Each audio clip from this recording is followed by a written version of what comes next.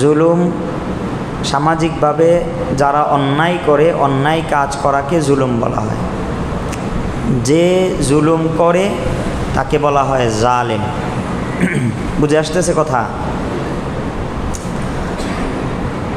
ওয়াজউ শাই ফি গায়রি মাহাল্লিহি, কোনো জিনিস তার স্বস্থানে না রাখা, যে জিনিস যেখানে থাকার উপযুক্ত সেখানে না রেখে অন্য কোথায় রাখা, অন্য কোথাও ব্যবহার করা, একে শাব্দিক অর্থে জুলুম বলা হয়। আমরা বলেছিলাম উদাহরণত মসজিদে জুতা রাখলাম, মসজিদ জুতা রাখার স্থান না, তাহলে এটা শাব্দিক অর্থে জুলুম। কোরআন শরীফে আমার কলমটা রেখে দিলাম, চশমাটা রেখে দিলাম, কোরআনের উপরে ছোট পেট খাতা রেখে দিলাম, কোরআন এর জন্য নয়, আমি জুলুম করলাম। যেটা যেখানে রাখার স্থান, আমি বাজারের ব্যাগে যে ব্যাগে মাছ রাখি, তরি তরকারি রাখি, সে ব্যাগে আবার কি আল্লাহ না করেন কোরআন রেখে দিলাম, হাদিসের বই রেখে দিলাম, তো আমি জুলুম করলাম, যেখানে যা রাখার না। ঠিক একই রকম ঘরের মহিলাদের আল্লাহ পাক সৃষ্টি করেছেন কেন? তারা ঘরে থাকবে আর পুরুষ বাহিরে কাজ করবে। এটা হলো স্বস্থানে রাখা। মহিলাদেরকে ঘরে রাখো, পুরুষরা বাহিরে থাকো, কাজ করো। কিন্তু আমি কি করলাম, আমার খারাপ লাগে, আমার কষ্ট হয়, অফিস করে আসি, তো আমার বিবিকে বললাম তুমি বাজারে যাও, তুমি বাজার করো। তো এই যে আমি আমার বিবিকে বাজারে পাঠাচ্ছি, শাব্দিক অর্থে আমি জুলুম করলাম।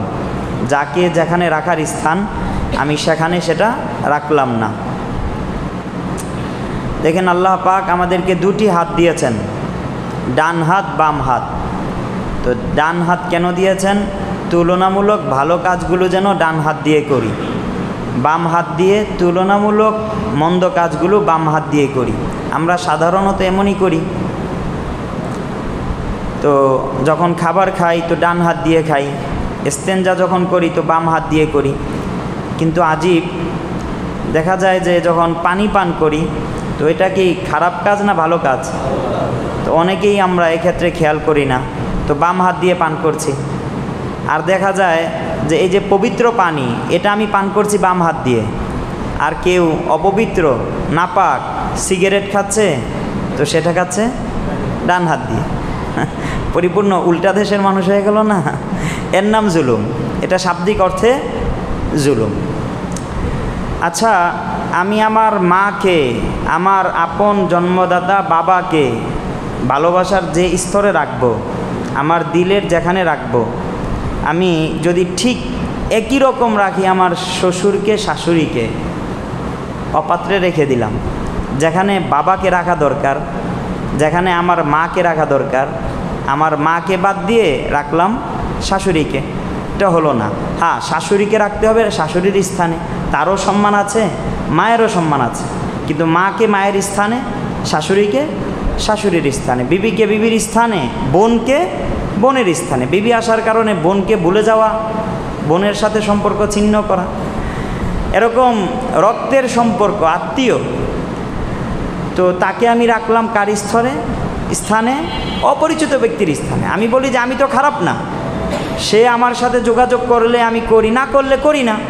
তো ভাই, এটা তো একটা অপরিচিত মানুষের কাজ হলো, সে তো আমার রক্তের সম্পর্কের, আমার আত্মীয়। এক্ষেত্রে আল্লাহর বিধান আছে, তাকে রাখার আল্লাহ একটা ক্ষেত্র দিয়েছেন, সেলায়ে রেহমি, তার সাথে আত্মীয়তার বন্ধন জড়িয়ে রাখতে হবে। তা আমি করলাম কি, তাকে তার এই স্থানে রাখলাম না। যার সাথে আমার পরিচয় নাই তার সাথে আমার ব্যবহার যেমন, পরিচিত আপনজন রক্তের সম্পর্কের সাথে ব্যবহার তেমন। বলেন আমি কি করলাম? জুলুম করলাম। আমি কি ধরে বিষয়গুলো বোঝাতে পারছি আপনাদেরকে? ভাই আওয়াজ দেন, কথা বলেন। হ্যাঁ, গুনে গুনে তো আর শেষ করা যাবে না। কয়েকটা বিষয় বলছি, আমাদের জেহেন যেন খুলে যায়, আমরা যেন এই ব্যাপারগুলো, এগুলো আমাদের জুলুম হয়, আমরা যেন বুঝতে পারি। মূল নীতিটা বুঝে আসলে তারপর শাখাগত অনেক বিষয় আমরা প্রয়োগ করতে পারবো। দেখেন আল্লাহ পাক সম্মান কাদেরকে দিয়েছেন? সম্মান দেওয়ার মালিককে? তো যিনি দেওয়ার মালিক তিনি যাকে সম্মান দেন সেই তো সম্মানই হবে, আর তিনি যাকে সম্মান না দেন সে সম্মানই হবে না। এটা একটা সহজ বিষয় না? তো আল্লাহ কোরআনে বলেছেন ওয়ালিল্লাহিল ইজ্জাতু ওয়ালি রাসূলিহি ওয়ালিল মুমিনিন। শোনো, আমি ইজ্জত সম্মান, একমাত্র সম্মান হলো আলা ইন্নাল ইজ্জাতা লিল্লাহি জামিআ, আমি আল্লাহর জন্য। গৌরব অহংকার মর্যাদা একমাত্র কার? আল্লাহর জন্য। নাম্বার 2, আল্লাহ যাকে মর্যাদা দিয়েছেন, আল্লাহর পরে আল্লাহ মর্যাদা দিয়েছেন আখিরি নবী আমাদের প্রিয় নবী সাল্লাল্লাহু আলাইহি ওয়াসাল্লাম। ওয়ালির রাসূল, নবীদের সম্মান, নবী মুহাম্মদের সম্মান। নাম্বার 3, ওয়ালিল মুমিনিন, যারা আল্লাহর রসুলের উপর ঈমান আনবে, সত্যিকারের ঈমানদার যারা হবে, কিয়ামতের আগ পর্যন্ত মুমিন, প্রত্যেক মুমিনের সম্মান। তাহলে বলেন, সম্মানের মাপকাঠি টাকা পয়সা হওয়া? জবাব দেন, সম্মানের মাপকাঠি টাকা পয়সা হওয়া? আল্লাহ নির্ধারণ করেছেন টাকা পয়সাকে? আল্লাহ সম্মানের মাপকাঠি বংশীয় মর্যাদাকে? আল্লাহ সম্মানের মাপকাঠি কোনো ক্ষমতাকে না। তাহলে বোঝা গেল আল্লাহ সম্মানের মাপকাঠি বানিয়েছেন কাকে? ঈমানকে। তাহলে যার মাঝে ঈমান যত বেশি তার সম্মানও দিতে হবে তত বেশি। আম্মা জান আয়েশা রাদিয়াল্লাহু আনহা নবীজির হাদিস বয়ান করেছেন, আনজিলুন নাসা মানাজিলাহুম, প্রত্যেককে তার স্তর অনুযায়ী সম্মান করা, এটা শরীয়তের তাকাজা। তো এখন আমি একজন মুমিন আসছে, তার মাঝে ঈমান বেশি, তাকে আমি চেয়ারটা দিলাম না। কিন্তু একজন গণ্যমান্য ব্যক্তি আসছে কিন্তু সে বেঈমান, ঈমান নাই, তাকে চেয়ারটা দিয়ে দিলাম। বলেন আমি কি করলাম? জুলুম করলাম। ওয়াজউল শাইফি গায়রি মাহাল্লিহি, যাকে যা দেওয়ার তাকে তা না দিয়ে অন্যকে দিলাম। আমার সম্মান দিতে হবে ঈমানওয়ালাকে। ঈমানের পাশাপাশি যদি আরও অন্য বিষয়গুলোও থাকে তাহলে সে তার অনুযায়ী সম্মান পাবে। যেমন আল্লাহর রসুল বলেছেন, মানলাম ইউয়াক্কির কাবিরানা, যে আমাদের বড়দের সম্মান করে না, আমাদের ছোটদের স্নেহ করে না। এখানে বলেন আমাদের বলতে কাদেরকে বোঝানো হয়েছে? ঈমানদারদের। ঈমানদারদের মাঝে যারা বড়, তো ছোটর তুলনায় সে আরও সম্মান বেশি পাবে।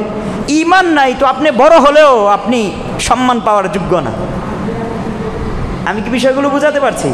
এটা হলো শাব্দিক অর্থের জুলুম, ওয়াজউল শাইফি গায়রি মাহাল্লিহি। ঠিক শরী অর্থে জুলুম হলো শরঈ সীমা রেখা অতিক্রম করা। আল্লাহ পাকের দেওয়া যে সীমা, সেই সীমাকে ছাড়িয়ে যাওয়া, এর নাম জুলুম। ওয়ামান ইয়াতাআদ্দা হুদুদাল্লাহ ফাউলাইকা হুমুয যালিমুন ওয়ামান ইয়াতাআদ্দা হুদুদাল্লাহ ফাকাদ যালামা নাফসা। আল্লাহ সূরা বাকারায়ও বলেছেন, সূরা তালাকেও বলেছেন যে আমি আল্লাহর দেওয়া সীমা যে অতিক্রম করলো সে কি? জুলুম করলো। যেমন এটার একটা উদাহরণ আল্লাহ কোরআনে দিয়েছেন সূরা নিসার মাঝে। আল্লাহ মিরাসের সম্পত্তি আছে না, ভাগবটোয়ারা করা, আমার মেয়ে কতটুকু পাবে, আমার ছেলে কতটুকু পাবে, আমার স্বামী কতটুকু পাবে, স্ত্রী কতটুকু পাবে, মা কতটুকু পাবে, বাবা কতটুকু পাবে, আমার ভাই কতটুকু পাবে। তো আল্লাহ সবগুলো না খুব খুলে খুলে বয়ান করেছেন। দেখেন আল্লাহ নামাজের হুকুমও করেছেন, জাকাতের হুকুমও করেছেন, হজের হুকুমও করেছেন, রোজার হুকুমও করেছেন। সবগুলোর হুকুম দাতাকে আল্লাহ।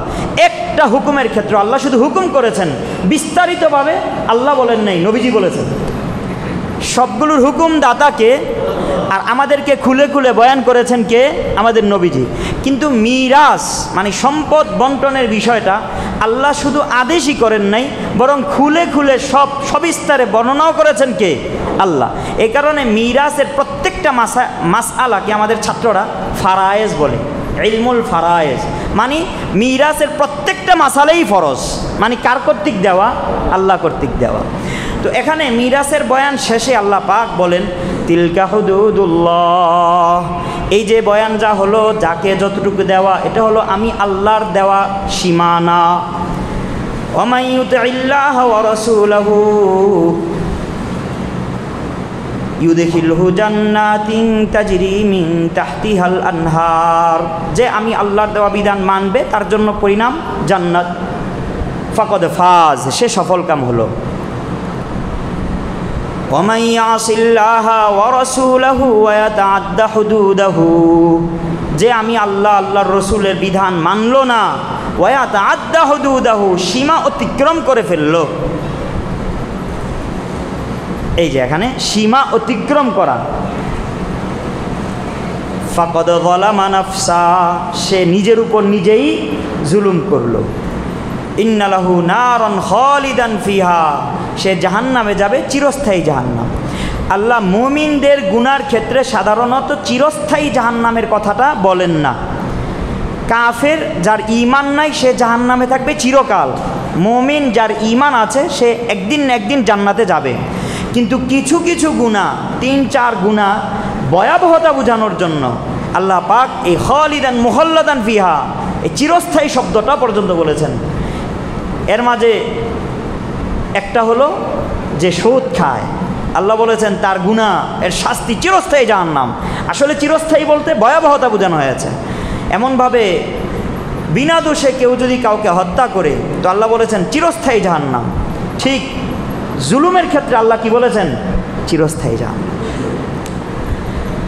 নাম্বার 3, সেটা হলো উরফি অর্থ, অর্থাৎ সামাজিকভাবে আমরা জুলুম বলতে যা বুঝি এটা হলো হক নষ্ট করা।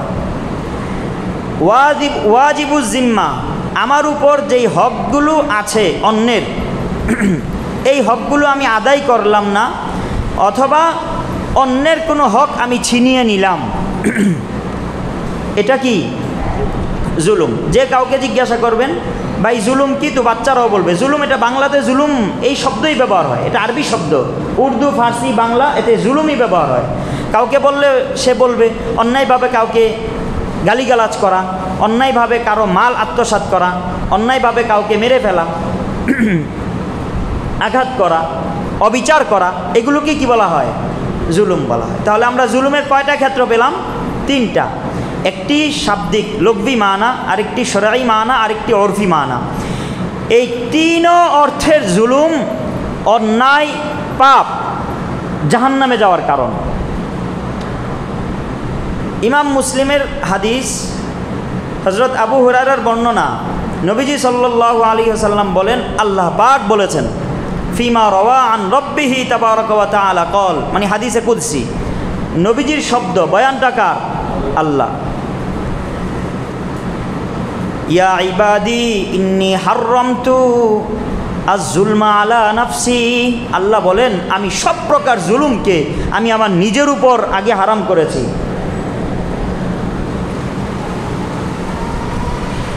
ওয়াজআলতুহু বাইনাকুম হারামান মুহাররামা, হে বান্দাগণ তোমাদের একে অপরের উপর জুলুম করাকেও আমি হারাম করলাম।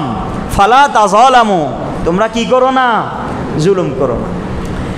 বাকি 3 অর্থের জুলুমই জুলুম, অন্যায়, গুনাহ, জাহান্নামে যাওয়ার কারণ, এটা বুঝে আসছে তো আমাদের। বাকি জুলুমে জুলুমে পার্থক্য আছে। কোনো জুলুম এর শাস্তি কোনো জুলুমের তুলনায় হালকা, কোনো জুলুমের শাস্তি কোনো জুলুমের তুলনায় আরও বেশি ভয়াবহ। কোনো জুলুমের অন্যায় অন্য জুলুমের তুলনায় হালকা, কোনোটার অন্যায় আরও ভয়াবহ। এদিক থেকে বিবেচনা করলে আমরা জুলুমকে 3 প্রকারে ভাগ করতে পারি। 3 ধরনের জুলুম আমাদের মাঝে বিরাজমান। 1 নাম্বার জুলমুল ইনসান লিরাব্বিহি তাবারাকা ওয়া তাআলা। 1 নাম্বার বান্দার জুলুম, কার সাথে? রবের সাথে, আল্লাহর সাথে, সরাসরি আল্লাহর উপর বান্দা জুলুম করে। এটা তো বুঝে আসে না। বড় ছোটর উপর জুলুম করে, আমরা কিভাবে জুলুম করব? ও ভাই, আমাদের বানানেওয়ালা কে? যিনি আমাদেরকে বানিয়েছেন। তাহলে সব ইবাদতের যোগ্যতাও রাখেন কে? আল্লাহ। হুকুম দাতাও কে হবেন? আল্লাহ। এবং যিনি হুকুম করেছেন মানতেও হবে একমাত্র আল্লাহকে। কেউ যদি আল্লাহকে না মানে তাহলে 1 নাম্বার সে জালেম। এ কারণে আল্লাহ বলেছেন আল কাফিরুনা হুমুয যালিমুন, সূরা বাকারা। আল কাফিরুনা হুমুজ জালিমুন, যারা আমি আল্লাহকে মানে না, আমি আল্লাহকে রব হিসাবে মেনে নেয় না, তারা 1 নম্বর জালেম। ওয়াজু শাইফি গায়রি মাহাল্লিহি, আমি তাকে বানাইলাম, আমার স্বীকৃতি দেওয়া তার উচিত ছিল, সে এটা করছে না, তাহলে সে 1 নম্বর জালেম। ঠিক আল্লাহ আসমান জমিন এবং তত মাঝে যা আছে সব কিছুর মালিক, আল্লাহর সাথে কি অন্য কেউ শরিক আছে? না, একচ্ছত্র মালিক, একমাত্র ক্ষমতা আল্লাহর, সার্বভৌমত্ব কার? আল্লাহর। সব শক্তির মালিক কে? আল্লাহ। বানানেওয়ালা একমাত্র কে? কেউ যদি আল্লাহর সাথে আর কাউকে অন্যকে শরিক করে, আল্লাহ বলেন সে জুলুম করে। লোকমান আলাইহিস সালাতু ওয়াস সালাম ওনার ছেলেকে উপদেশ দিয়ে বলছেন, ইয়া বুনাইয়া লা তুশরিক বিল্লাহ ইন্নাশ শিরকা লা যুলমুন আযীমুন। হে ছেলে, আল্লাহর সাথে শিরিক করো না, যে শিরিক করা সবচেয়ে বড় জুলুম, এর থেকে জুলুম আর হতে পারে না। তাহলে আমরা যদি বলি দুনিয়ার বুকে সবচেয়ে বড় জালেম কে, তো জবাব যারা আল্লাহর সাথে শিরিক করছে, বেঈমান সব হলো 1 নম্বর জালেম। সারা দুনিয়ার যত বেঈমান আছে এরা কি 1 নম্বর জালেম। এখন আপনি বলবো আমরা তো মুমিন মুসলমান, আমরা তো জালেম না, এই অর্থেও জালেম হওয়ার সম্ভাবনা আমাদের মাঝেও আছে। আল্লাহ আমাদেরকে হেফাজত করেন। আমাদের নামধারী মুমিন মুসলমানের অভাব নাই যারা মাজারে গিয়ে সেজদাও করে। তো আল্লাহ পাককে এক মানতে হবে উলুহিয়াতের ক্ষেত্রেও, রুবুবিয়াতের ক্ষেত্রেও, আসমা এবং সিফাতের ক্ষেত্রেও। অর্থাৎ সব কিছু বানানেওয়ালা যেমন একমাত্র আল্লাহ, ইবাদতের যোগ্যতাও একমাত্র আল্লাহ। এখন আমি বললাম আসমান জমিন আমাকে বানিয়েছেন আল্লাহ, কিন্তু আমি সেজদা আমার পীর সাহেবকে দিতে পারি, আমি ইবাদত আরেকজনকেও করতে পারি, আমি কি করলাম? শিরিক করলাম। সব শক্তির মালিককে, ক্ষমতার মালিককে আমি বললাম না, আল্লাহর সাথে ক্ষমতাবান আরও কেউ আছে, দুনিয়ার মানুষকেও ক্ষমতার আধার বললাম, শক্তির উৎস বললাম, তাহলে আমিও কি করে ফেললাম? জেনে না জেনে শিরিক করে ফেললাম। নাউযুবিল্লাহি মিন যালিক। যারা শিরিক করে 1 নম্বর জালেম। এই কারণে আল্লাযীনা আমানু ওয়া লাম ইউলবিসু ঈমানাহুম বিযুলমিন উলাইকা লাহুমুল আমনু ওয়া হুম মুহতাদুন। সূরা আনআমের এই আয়াত যখন নাজিল হলো, আয়াতের অর্থ হলো যারা ঈমানদার, তাদের ঈমানকে জুলুমের সাথে মিশ্রণ করেনি, তাদেরকে আমি কি দিব? আল্লাহ বলেন উলাইকা লাহুমুল আমন, দুনিয়া আখিরাতের আমার পক্ষ থেকে তাদের জন্য রইল নিরাপত্তা। দুনিয়ায়ও তাদের কোনো ভয় নাই, আখিরাতেও তাদের কোনো, ওয়া উলাইকা হুমুল মুহতাদুন, এবং আমি আল্লাহ কর্তৃক তারা সঠিক পথ প্রাপ্ত। এই 2 গুণ কাদেরকে আল্লাহ দিবেন? যারা ঈমানওয়ালা, ঈমানকে কিসের সাথে মিশায় নাই? জুলুমের সাথে মিশায় নাই। এই আয়াত যখন নাজিল হলো, মুত্তাফাক আলাই হাদিস, বুখারী মুসলিমের হাদিস, আব্দুল্লাহ ইবনে মাসউদের বর্ণনা। আব্দুল্লাহ ইবনে মাসউদ বলেন, তখন সাহাবীরা হতাশ হয়ে গেলেন, তারা বলতে লাগলেন শাক্কা আলা আসহাবি মুহাম্মদ সাল্লাল্লাহু আলাইহি ওয়াসাল্লাম। আয়াতটা খুব ভারী মনে হলো তাদের কাছে, ছুটে গেলেন নবীজির দরবারে, গিয়ে বলেন ইয়া রাসূলুল্লাহ আইয়ুনা লাম ইয়াজলিম নাফসাহু, আমাদের মাঝে কে আছে যে তার নিজের উপর জুলুম করেনি? তখন নবীজি বললেন লাইসা দাকা, তোমরা জুলুম বলতে যা বুঝছো আয়াতের মাঝে সেই জুলুম উদ্দেশ্য নয়, ইন্নামা যালিকা শিরক। এ আয়াতের মাঝে জুলুম তার উদ্দেশ্য হলো আল্লাহর সাথে কি করা? শিরিক করা। শুনেছো না লোকমান তার ছেলেকে কি বলেছে? ইন্না শিরকা লা যুলমুন আযীম। তো ভাই 1 নাম্বার হলো আল্লাহর সাথে জুলুম, মানে আমি আল্লাহকে বাদ দিয়ে অন্য গায়রুল্লাহর ইবাদত শুরু করলাম, আল্লাহকে মানলাম না, অথবা আল্লাহকে মানলাম বাকি আল্লাহর সাথে অন্য কাউকে শরীক করলাম। আল্লাহ এই বড় জুলমে আজিম থেকে আমাদেরকে হেফাজত করেন। নাম্বার 2, জুলুম বিনাফসিহি, নিজের সাথে জুলুম করা। ব্যক্তি জুলুম কি করবে? জুলমুল ইনসান আলা নাফসিহি, ব্যক্তি তার নিজের উপরই জুলুম করবে। ব্যক্তি তার নিজের উপর জুলুম কিভাবে করে? আল্লাহ আমাদেরকে বানিয়েছেন কি জন্য? আল্লাহর গোলামি করার জন্য। এখন আমি বলেছিলাম ওয়াজু শাইফি গায়রি মহল্লিহি, যার জন্য বানানো হয়েছে তাকে সেক্ষেত্রে ব্যবহার না করে অন্য ক্ষেত্রে ব্যবহার করার নাম হলো জুলুম। আমি আমাকে আল্লাহর গোলামি বাদ দিয়ে অন্য ক্ষেত্রে, শয়তানের ক্ষেত্রে, নফসে আম্মারার ক্ষেত্রে লাগিয়ে দিলাম, আমি আমার উপর জুলুম করলাম। সহজ না ভাই এটা বোঝা? মোল্লা আলী কারি রহমতুল্লাহ আলাইহি উনি বিরাট বড় এক বুজুর্গ ছিলেন, আব্দুল কবির।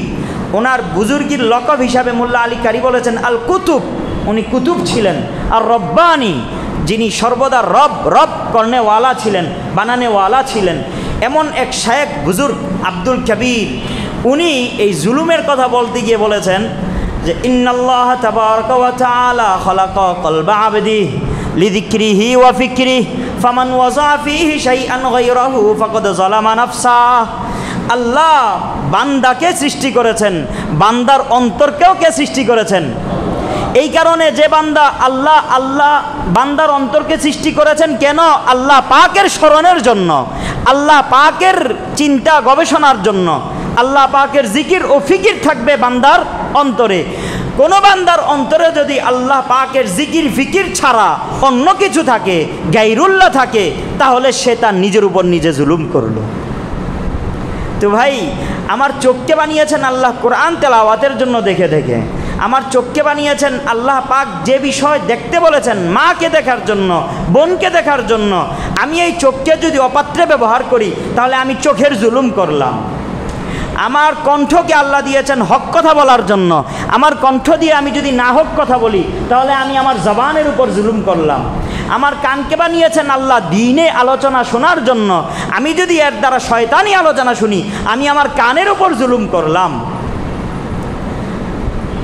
এই ধরনের জুলুম হলো কি? বান্দা তার নিজের উপর নিজে জুলুম করবে।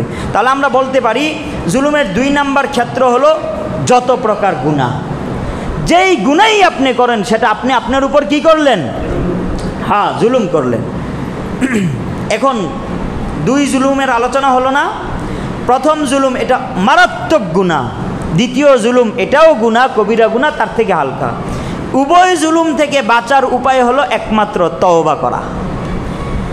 বাস আপনি এখন তওবা করবেন, আপনাকে এখনই আল্লাহ পাক মাফ করে দিবেন।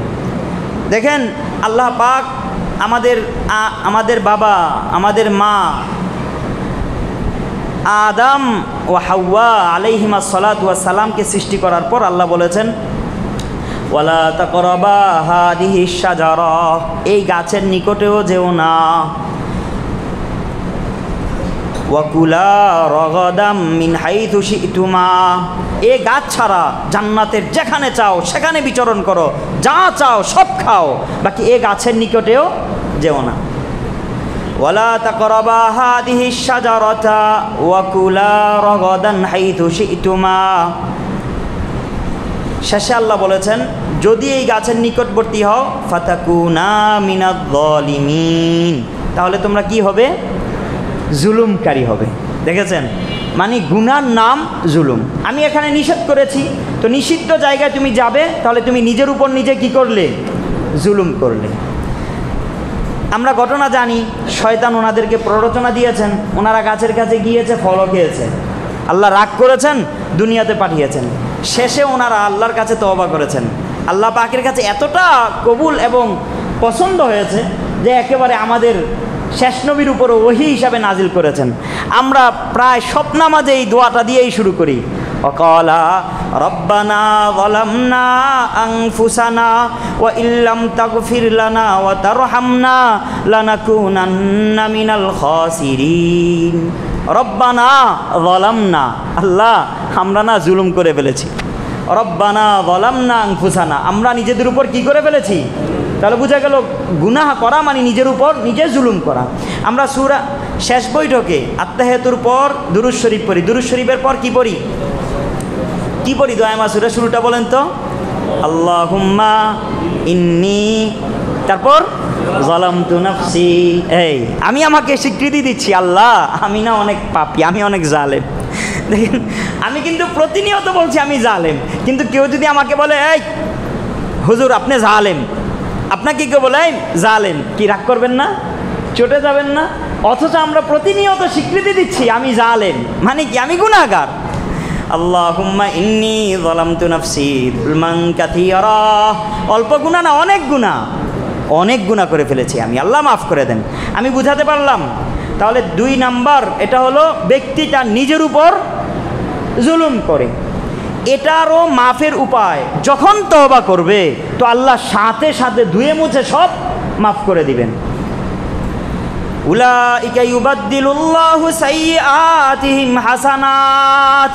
কারো তওবা, যার তওবা সুন্দর হবে, যত সুন্দর হবে, এদের মাঝে কেউ কেউ তো এমন থাকবে আল্লাহ তাদের শুধু গুনাহগুলোকেই মাফ করবেন না, বরং অতীতের গুনাহগুলোকে মাফ করে গুনার স্থানে আল্লাহ নেকি দিয়ে ভরে দিবেন। কোরআনের আয়াত। এটা কোন জুলুম? ব্যক্তিটা নিজের উপর জুলুম করলো, অন্যায় করলো, গুনাহ করেছে, আল্লাহর হুকুম মানেনি, ভুল বুঝে আসছে, তো তওবা করেছে, আল্লাহ মাফ করবেন। 3 নাম্বার, জুলমুল ইনসান আলা গায়রিহি মিনাল ইনসান আও মিন খালকিল্লাহি তাবারাকা ওয়া তাআলা। ব্যক্তি, মানুষ নিজের উপর না, অন্যের উপর, অন্য কোনো মানুষ অথবা অন্য কোনো প্রাণীর উপর জুলুম করলো। ভাই, এই স্তরটা খুব স্পর্শকাতর।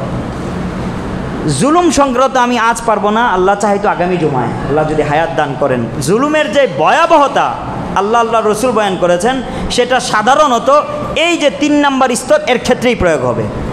ব্যক্তি অন্যের উপর জুলুম করলো, অথবা অন্য ব্যক্তি না, অন্য মানুষ না, অন্য প্রাণীর উপর জুলুম করলো। অন্য কোনো প্রাণীর উপর জুলুম করাও কি নাই, জায়েজ নাই। আল্লাহর রসুল একবার কাজায়ে হাজতের জন্য তো এক খেজুর বাগানে ঢুকেছেন। যাওয়ার পরে দেখেন একটা জামাল, একটা ওট বাঁধা। ওটটা নবীজিকে দেখা সাথে সাথেই জারফাত আইনা, আর চোখ বেয়ে পানি ঝরছে, ওট কান্না করছে। নবীজি কাছে গেলেন, মাথা এবং ঘাড়ের মাঝে হাত বুলালেন। মাসাহা জিফরাহু, ওটের কান্না থামলো। তারপর আল্লাহ নবীজি ডাকলেন, মান রব্বু হাদাল জামাল, এই ওটের মালিককে? আনসারি এক যুবক আসলো, ইয়া রাসূলুল্লাহ, আমার উট। নবীজি বললেন তাকে, আলা তাত্তাকিল্লাহ ফি হাদিল বাহিমা আল্লাতী মাল্লাকাকাল্লাহু ইয়াহা। এই চতুষ্পদ না বলা প্রাণী, এর ক্ষেত্রে কি তুমি আল্লাহকে ভয় করো না? আল্লাহ দুনিয়াতে তোমাকে এর মালিক বানিয়েছেন, জানো? ইন্নাহু শাকা ইলাইয়া, সে আমার কাছে শিকায়াত করেছে, আন্নাকা তুজিউহু ওয়া তুদইবুহু, তুমি তাকে না খাইয়ে রাখো, আবার তাকে কষ্ট দাও। সে যতটুক বহনের যোগ্য তার থেকেও তাকে আরও তার উপর চাপিয়ে দাও। তাই খবরদার, আমরা কোনো প্রাণীর উপরও জুলুম করব না ইনশাআল্লাহ। হ্যাঁ, যেই প্রাণী মানুষকে কষ্ট দেয় তাকে তো আমরা দফা করব। মশা কামড় দিচ্ছে, এমনি মশাকে ছেড়ে দিব না, এর থেকে তো আমাদের বাঁচতে হবে। পিঁপড়া আমাদের খাবার কষ্ট নষ্ট করছে, সাপ কষ্ট দিচ্ছে, তো আক্রমণাত্মক যেই প্রাণীগুলো আছে এগুলোর অনিষ্টতা থেকে বাঁচার জন্য এগুলো থেকে দফা করতে হবে। কিন্তু যেই প্রাণীগুলো কোনো কষ্ট দেয় না, আমরা শুধু শুধু সেগুলোকে কষ্ট দিচ্ছি, শুধু শুধু সেগুলোকে হয়রানি করছি। অথবা আমাদের এই পালিত চতুষ্পদ প্রাণী, আমরা যারা এই যে আমাদের বাড়িতে হাঁস মুরগি, হ্যাঁ, গরু ছাগল কবুতর পারি, খবরদার শুধু ব্যবসার নিয়তে যেন না হয়। ব্যবসা তো আছেই, কিন্তু প্রাণীগুলোর হক আদায় করতে হবে, এগুলোর খাবার দাবার থাকার ভালো ব্যবস্থা করতে হবে। আপনি খেলেন, এগুলোকে খাবার দিলেন না, তো এই ক্ষেত্রেও আপনি জুলুম করলেন, এর বদলাও আপনার কিয়ামতের দিন দিতে হবে। আপনার না শুধু ভাই, এক প্রাণী যদি আরেক প্রাণীর উপর আক্রমণ করে, চতুষ্পদ প্রাণী, মানুষ না, চতুষ্পদ প্রাণী যদি আরেক প্রাণীর উপর আক্রমণ করে, আল্লাহর হাবিব বলেছেন, ইমাম মুসলিমের হাদিস, আবু হুরায়রার বর্ণনা, নবীজি বলেন, লা তুআদ্দান্নাল হুকুকু ইলা আহলিহা ইয়াউমাল কিয়ামা, গুনে গুনে প্রত্যেকের হক কিয়ামতের দিন আদায় করা হবে। হাত্তা ইউকাদা মিনাশ শাতিল জালহা লিশাতিল করনা, লিশাতিল জারহা মিনাশ শাতিল করনা, শিং বিশিষ্ট যেই ছাগলটা শিংহীন ছাগলকে দুনিয়াতে গুঁতো দিয়েছিল, ওই কিয়ামতের দিন শিংহীন ছাগল এর শিং দেওয়া হবে, সেই শিং দিয়ে ওই শিং বিশিষ্ট ছাগলকে আক্রমণ করবে। কত ভয়ানক জিনিস, খেয়াল করেছেন? চতুষ্পদ প্রাণী, তাদেরকে কোনো বিধান আছে? তারাও যদি তাদের মাঝে অন্যায় করে, এরও বদলা কিয়ামতের দিন দিতে হবে, যে যায় কি আমরা যদি মানুষ হই। আল্লাহ আমাদেরকে বুঝার তৌফিক দান করেন, সব ধরনের জুলুম থেকে আমাদেরকে বিরত থাকার তৌফিক দান করেন। আজকের আলোচনা এতটুকুই, ইনশাআল্লাহ আগামী জুমায় জুলুমের ভয়াবহতা নিয়ে আলোচনা হবে। আগে আগে আসার চেষ্টা করি। আল্লাহ সবাইকে তৌফিক দান করেন। ওয়া আখিরু দাওয়ানা আলহামদুলিল্লাহ।